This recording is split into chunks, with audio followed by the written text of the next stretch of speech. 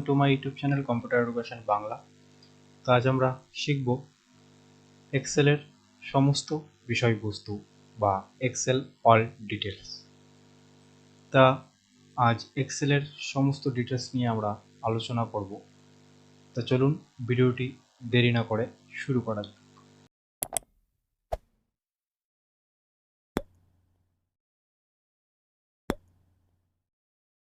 Open করার পর আমরা এমন একটা ইন্টারফেস দেখতে পাচ্ছি যে এইখানে আমাদের মূলত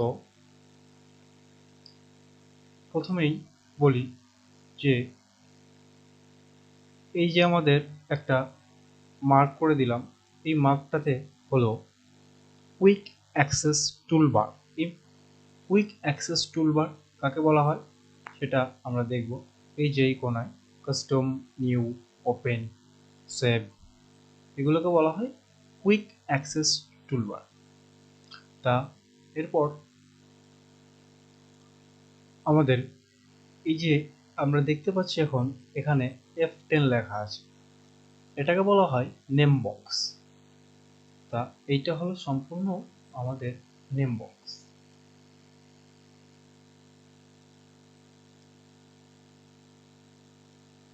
তা এরপর আমরা জানবো এই যে যেগুলো দেখতে পাচ্ছি আমরা পরপর, আসলে এগুলো কি, তাই না? তা এইগুলো হলো অ্যাক্টিভ সেল। এই যে একটা হলো অ্যাক্টিভ সেল। অ্যাক্টিভ সেল এটা দেখতে পাচ্ছেন যে যে কোনো একটি সেলে আমি যদি ক্লিক করি সেক্ষেত্রে আমাদের এই নেম বক্সে দেখাচ্ছে যে J6। অ্যাকচুয়ালি এটা যে আমাদের এই যে আমরা যেগুলো দেখতে পাচ্ছি এটা হলো তোমার কলম কলম লেটার্স, এগুলোকে বলা হয় কলম লেটার্স। এই যে এগুলোকে বলা হয় কলম লেটার্স। তা আর এইগুলো বলা হয় রো নাম্বার। রো নাম্বার 1 2 3 4 করে আমরা দেখতে পাচ্ছি, এগুলোকে বলা হয় রো নাম্বার। তা আমি প্রথমেই বলেছি এটা হলো অ্যাক্টিভ সেল। কোনগুলো বলেছি?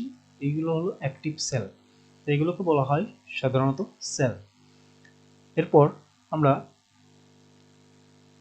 জানবো নিচের দিকে আসলে দেখা যাবে যে শিট 1, শিট 2, শিট 3, এগুলো হলো শিট ট্যাব।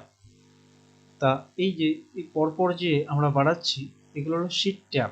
Sheet tab. আচ্ছা, এবার এই শিট ট্যাবের মাঝামাঝি অন্তরে আমাদের শিট 3টাকে ডিলিট করতে হবে। তখন আমাদের শিট 3-র উপর মাউসের রাইট ক্লিক করার পর ডিলিট অপশানে ক্লিক করতে হবে। তারপর ডিলিটে ক্লিক করলে অটোমেটিক ওটা ডিলিট হয়ে যাবে। তো এইভাবেই হলো শিট বাড়ানো এবং কমানো যায়। আর দ্বিতীয় আমাদের এইখানে দেখা যায় যে স্ট্যাটাস বার। স্ট্যাটাস বার কাকে বলা হয়? স্ট্যাটাস বার বলা হয় এই যে আমরা দেখতে পাচ্ছি যে এইখানে স্ট্যাটাস বার রেডি বলে অপশান আছে, এটিকে বলা হয় স্ট্যাটাস বার। তা স্ট্যাটাস বার হয়ে যাওয়ার পর আমরা চলে যাব ওপরের অংশে।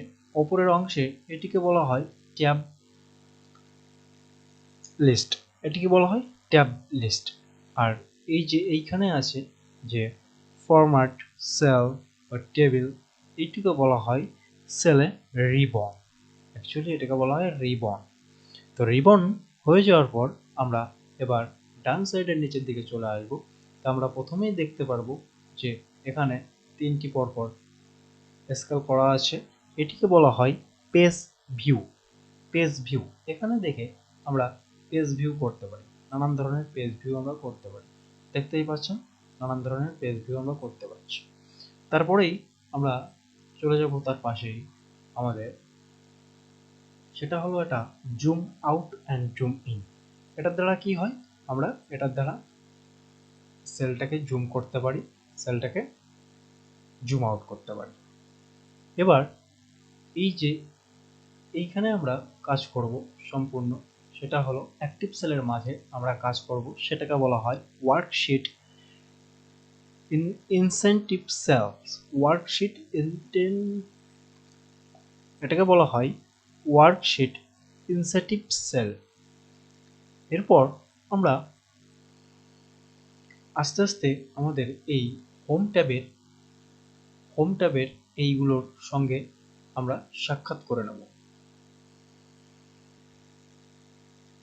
তারপর আমরা এখানে দেখব,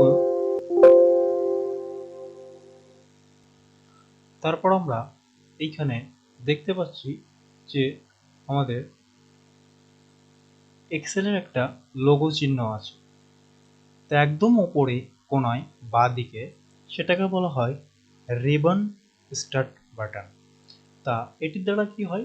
এটির দ্বারা হয় আমরা দেখাবো, এটিকে ক্লিক করলে দেখা যায় minimise, maximise, restore, close, size, move.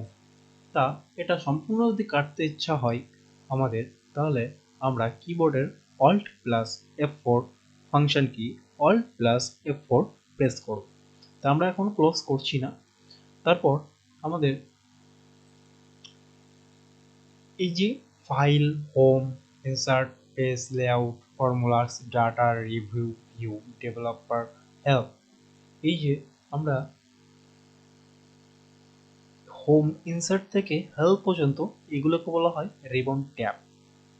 তা রিবন ট্যাবস হলো এমন একটি জিনিস, এর মধ্যে নানান ধরনের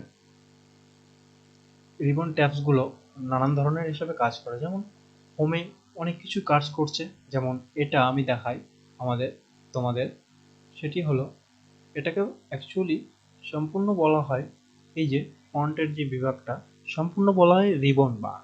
রিবন বার প্রাইভেটস ফিচার্স, ঠিক আছে, এটিকে বলা হয়। আর এই সাইডে তোমার কপি পেস্ট কাট, ফরম্যাট পেন্টিং এসব করা হয়। এর মাধ্যমে এই ফন্টের মাধ্যমে অনেক কিছু করা যায়, যেমন লেখাটাকে বোল্ড করা যায়, ইটালিক করা যায়, আন্ডারলাইন করা যায়, টেবিল করা যায় শর্টকাট ফর্মে। তারপরে ফন্ট চেঞ্জ করা যায়, কোনো লেখার ফন্টের সাইজ বাড়ানো যায় এবং কমানো যায়, ফন্ট সেল কালার করা হয়, ফন্ট কালার করা হয়। এরপরে চলে আসি পরের পার্টে, সেটি হলো এই যে পরে অ্যালাইনমেন্ট দেখতে পাচ্ছি এখানে লেখাটা মিডিল বরাবর, সেন্টার, বাঁ দিকে কিংবা ডান দিকে এগুলো করা হয়। এসব পরবর্তী ভিডিওতে আমি নিয়ে আসব। এরপর এটিকে ফাইল ট্যাব বলা হয়। যে আমরা দেখতে পাচ্ছি এখানে ফাইল ট্যাব, সেটা হলো এই যে এই কোণায় ডান সাইডে ফাইল ট্যাব আছে। তারপর এটা হলো অ্যাক্টিভ ট্যাব, সেটা হলো এটা অ্যাক্টিভ আছে, সেক্ষেত্রে আমাদের হোমের নিচে সবুজ একটা আন্ডারলাইন তৈরি হয়েছে। তারপর এই যে পরপর যে আমরা দেখতে পাচ্ছি এখানে যে রিভিউ, মেইন রিবন ট্যাবস, এগুলো দেখতে পাচ্ছি যে মেন রিবন ট্যাবস। এখান থেকে দেখুন অনেক ট্যাব, সেগুলো ফর্মুলা, ডাটা, সেটা আমি আগেই বললাম সেটা। আর এটা হলো ম্যাক্রো, অ্যাকচুয়ালি যখন আমরা ম্যাক্রো অন করব তখন সেটাকে বলা হবে কাস্টম রিবন অ্যাপ। সেটা হলো আমরা এখান থেকে করতে পারবো যে আমরা যদি এই যে কুইক অ্যাক্সেস কাস্টমাইজ, তা এখান থেকে আমরা করতে পারবো সরাসরি। তা এটা আমি পরের ভিডিওতে আপনাদের দেখিয়ে দেবো। এরপর হবে ফরম্যাটে যদি কোনো কিছু যদি লাইন বরাবর কাটা হয়, সেক্ষেত্রে ফরম্যাটের আরও ট্যাব, সেটা হলো টুল রিবন ট্যাব নামে পরিচিত। তা এই ছিল আজকে মূল ভিডিও। তা ভিডিওটি ভালো লাগলে অবশ্যই লাইক, কমেন্ট, শেয়ার করবেন। আর আপনাদের যদি হেল্পফুল মনে হয় তাহলে আপনাদের বন্ধুদের সঙ্গে ভিডিওটি শেয়ার করবেন। ধন্যবাদ।